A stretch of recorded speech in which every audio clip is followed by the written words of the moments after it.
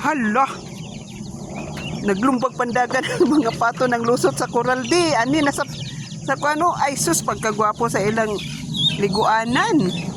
Oh, tuara sila nang giligo-ligo. Pag doon sabay kalaki ani mga pato nga giilugan minila ang gansa oh. Sila na hinoy na ngaon diri sa bahog sa gansa. Ang gansa tuwa dito sa unahan oh nagpalayo na hinuon to ah. Nagkaon na nag-una.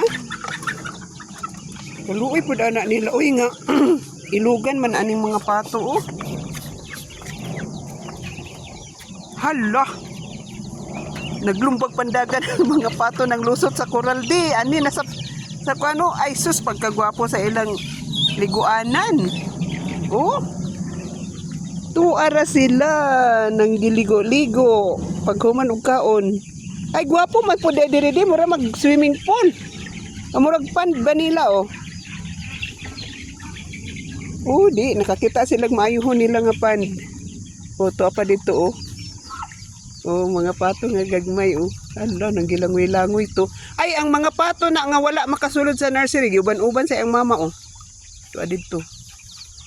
Merasad, naglangoy-langoy diri sa mga kuan. Diri sa impyo mo po ng tubig kay gikan man na dito sa kuan.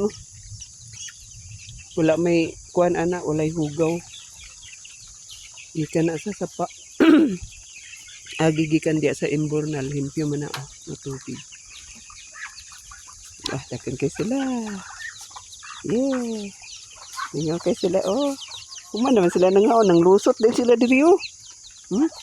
Diya sila nang lusot anong bangag. Nahimo na nilang agianin ng diri kilid sa Coral. Tapay uban dito nga wala pa mahuman oh. Di man sila makakaya dito, gamay ra man dito ang kuananan sa tubig. Mas gwapo man diri sa medyo sapa-sapa nila diri okay. Libre na langoy-langoy.